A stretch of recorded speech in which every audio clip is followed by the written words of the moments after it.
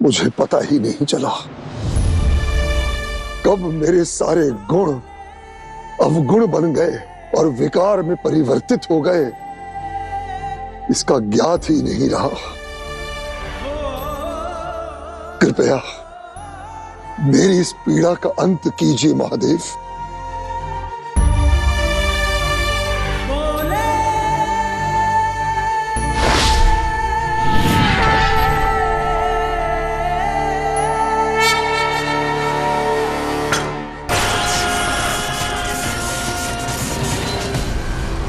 स्मरण रखो, इस हृदय में अहम होता है, वहां भक्ति के भाव के लिए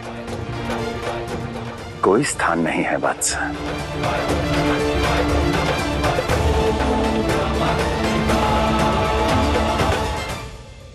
तो क्या मैं उचित नहीं? मेरा अहम मेरी भक्ति में बाधा है प्रभु। रावण, जहां अहम है वहां भक्ति का क्या स्थान? कोई स्थान नहीं। रावण, स्मरण रखना वत्स, जिस भक्त के हृदय में शुद्ध भाव होगा वहां अहम का अंत अनिवार्य है। भक्ति का आरंभ अहम से नहीं, केवल समर्पण से होता है। समर्पण से होता है। समर्पण से होता है।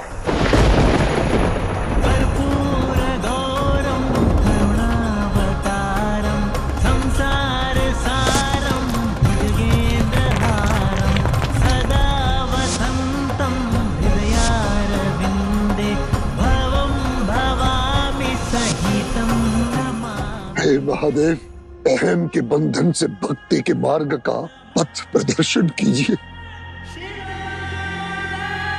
स्मरण करो रावण, जो मंत्र तुमने स्वयं रचा है, उस मंत्र में तुम्हारे हर प्रश्न का उत्तर है।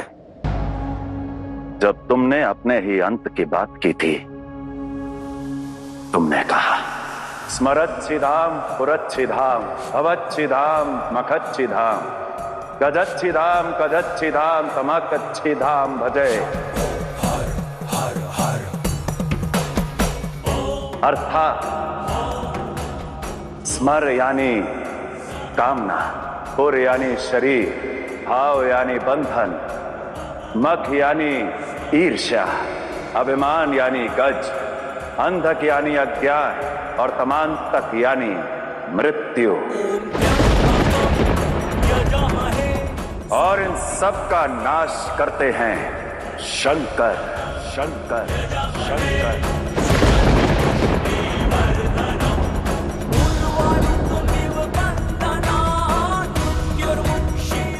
रावण, तुम्हारा लक्ष्य मुझे हराना था। उस विजय की चिंता ने तुम्हें शून्य तक पहुंचने से रोका। आपका हर कथन सत्य है प्रभु। बस कृपया एक बार मेरा हाथ थाम लीजिए प्रभु। मैं संपूर्ण संसार को आपके चरणों में ला दूंगा। चरणों में ला दूंगा। चरणों में ला दूंगा।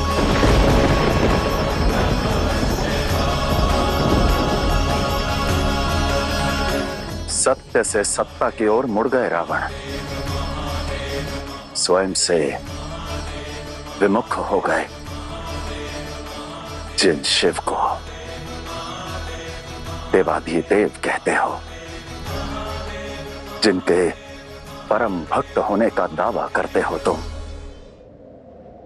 उन्हीं शिव और शक्ति के रचाए संसार को झुकाना चाहते हो रावण।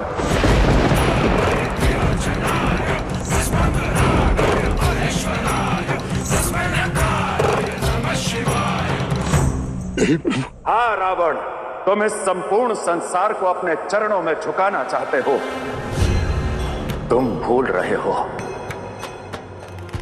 कि कौन हूं मैं तो शिव हूं, निष्पक्ष, निष्कपट। मैं किसी का हाथ नहीं थामता, जब एक भक्त के कर्म सत्कर्म बन जाते हैं, तब वो स्वयं मेरा हाथ थाम लेते हैं और तब मैं उनका हाथ कभी नहीं छोड़ता।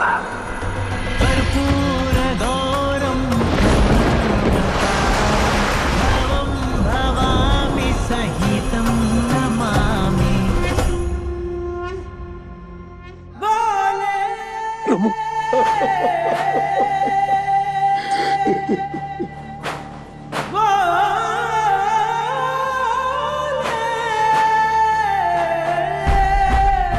तुम्हारा ये हाथ मेरे हाथ में केवल तब तक रहेगा रावण, जब तक तुम धर्म के पथ पर आगे बढ़ते रहोगे। परंतु जिस दिन तुमने अधर्म का मार्ग चुना,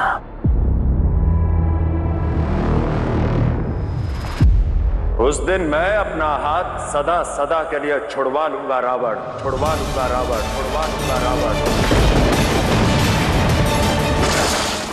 मुझे पता ही नहीं चला कब मेरे सारे गुण अवगुण बन गए और विकार में परिवर्तित हो गए, इसका ज्ञात ही नहीं रहा। कृपया मेरी इस पीड़ा का अंत कीजिए महादेव।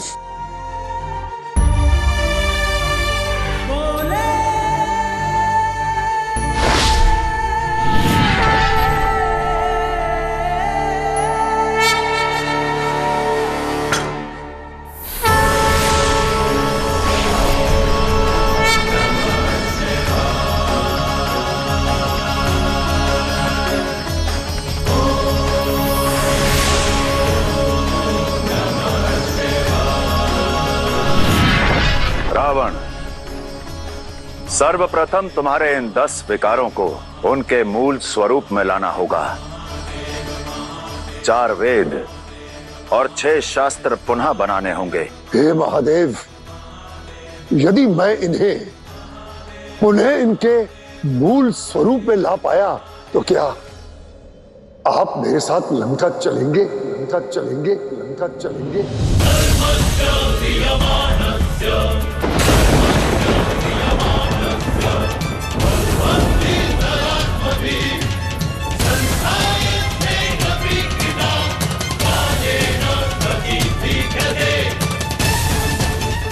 मेरे साथ मेरे घर में रहेंगे?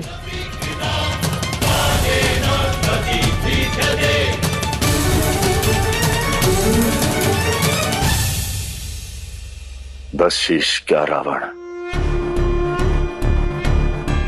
यदि तुमने एक भी शीश को पूर्णतः अपना लिया, अपने नियंत्रण में ले आए,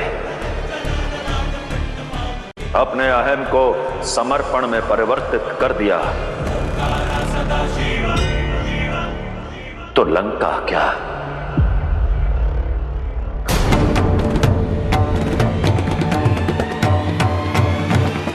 फिर जहां रावण कहेगा शिव उसके समक्ष होंगे, शिव उसके समक्ष होंगे, शिव उसके समक्ष होंगे।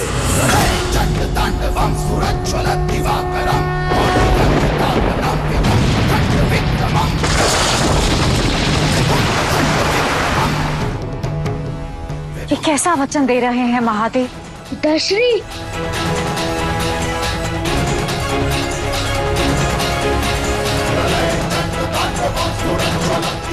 जिसे एक अवसर भी नहीं मिलना चाहिए था, उसे 10 अवसर दे रहे हैं महादेव।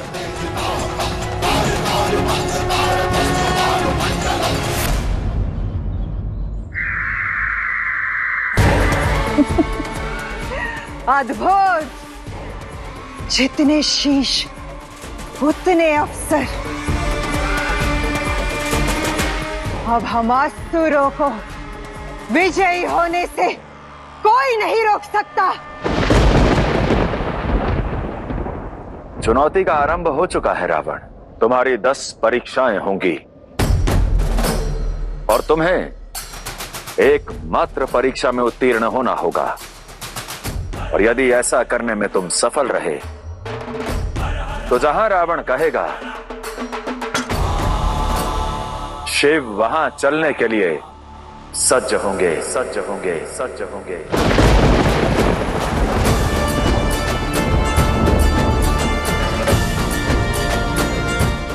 तो ठीक है भगवान, आपका ये भक्त आपकी परीक्षा के लिए सज्ज है। कृपया पहली परीक्षा लीजिए। अवश्य रावण।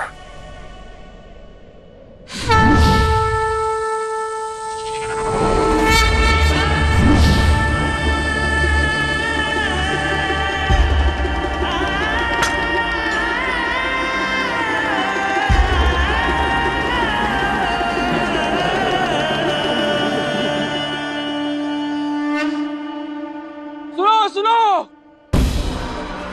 चोरी हो गई, दूध की चोरी हो गई, कोई मेरा सारा दूध ले गया। ऐसा तीसरी बार हुआ है, पहले मेरे घर पे भी ऐसी चोरी हुई थी। सारी की सारी चोरियां हमारे क्षेत्र में हुई है। ये सब किसी का षड्यंत्र है ताकि इसका दूध अधिक से अधिक बिक सके। अपना मुख बंद करो, मुझ पे दोष लगा रहे हो।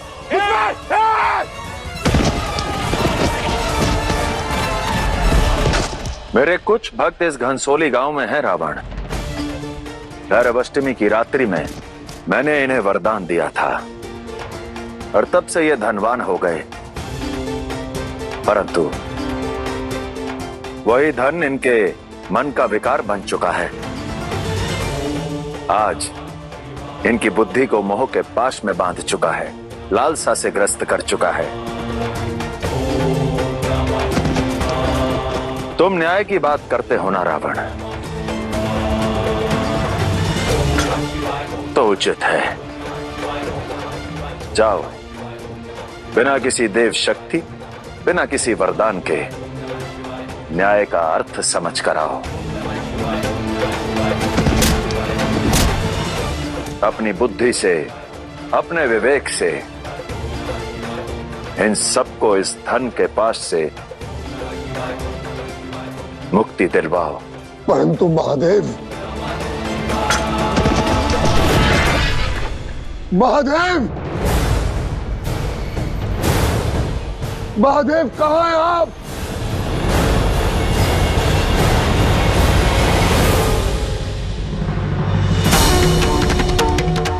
रावण की परीक्षा आरंभ हुई।